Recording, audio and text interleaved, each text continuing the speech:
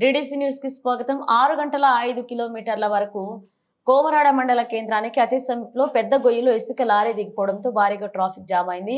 ఎంత ఘోరం, ఎంత అన్యాయం! ఒక్క రోజు కాదు, 2 రోజులు కాదు, 3.5 సంవత్సరాల కాలంగా ఇదే నరకయాతన. గత కలెక్టర్ నిధులు తెప్పిస్తామని చెప్పి ఎన్నోసార్లు గ్రీవెన్స్ లో చెప్పినప్పటికీ పట్టించుకునే పరిస్థితి. కొత్తగా వచ్చిన కలెక్టర్ పార్వతీపురం మన్యం జిల్లాకు సంబంధించి 11.75 కోట్లు విడుదలయ్యాయని చెప్పినప్పటికీ కూడా నిధులు విడుదల కాని పరిస్థితి. అమరావతి నుండి ఆ నిధులు నడుచుకుని వస్తున్నాయా అని ప్రశ్నిస్తున్నాం. ఇక ఆదివారం ఉదయం 4 గంటల నుండి 10 గంటల వరకు భారీగా బంద్. 10 గంటల ప్రాంతంలో కోమరాడ పోలీస్ సిబ్బంది సహాయంతో ఇసుక లారీని పక్కకు తీయడంతో కొంతవరకు అటు ఇటు వెళ్తున్న వాహనాలు. అంతరాష్ట్ర రహదారిపైన గల ఈ గోతులు గడిచిన 4 నెలలుగా 20 సార్లు గంటల కొలది ట్రాఫిక్ అయ్యే గొయ్య ఇది. ఇక గత వైఎస్ఆర్ ప్రభుత్వంలో 3.5 సంవత్సరాల కాలంగా నిర్లక్ష్యం వ్యవహరించడంతో ఇప్పుడు ఈ పరిస్థితి చోటు చేసుకుంది.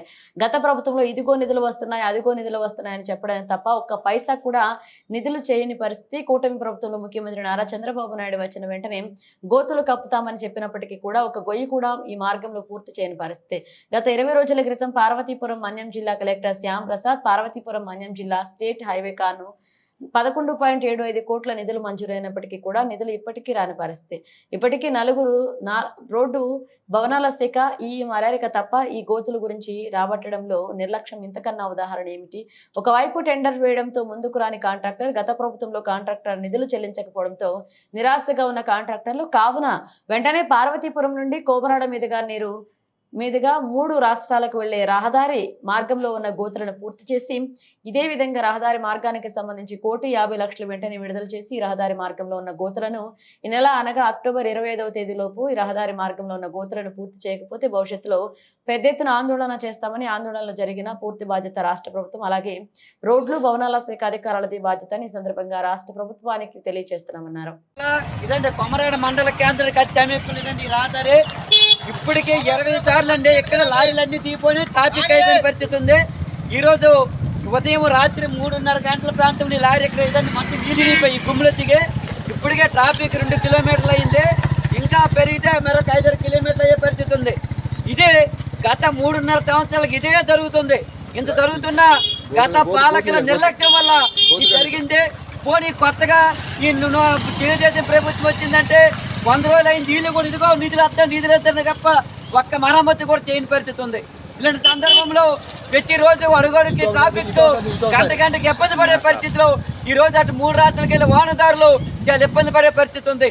కాబట్టి ఏదైతే మన ముఖ్యమంత్రి నారా చంద్రబాబు నాయుడు గారు అన్నారు 11.75 లక్షలు అంటే 11.75 లక్షలు విడుదల చేసామని మన కలెక్టర్ గారు కూడా పేపర్ ప్యాకెట్ నుంచి 20 రోజులు అవుతుంది. ఆ డబ్బులు ఎక్కడ ఉన్నాయి నడుచుకొని వస్తాయని చెప్పి తెలియదు.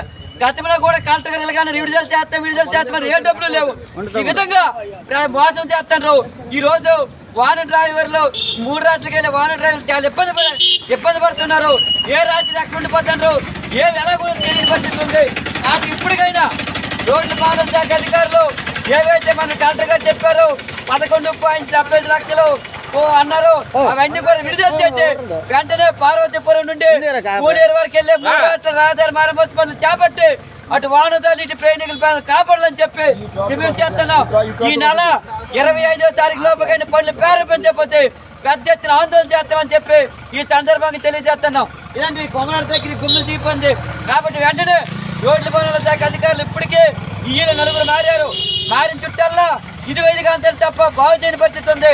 కాబట్టి వెంటనే రోడ్ల భవనాల శాఖ అధికారులు రావాలి.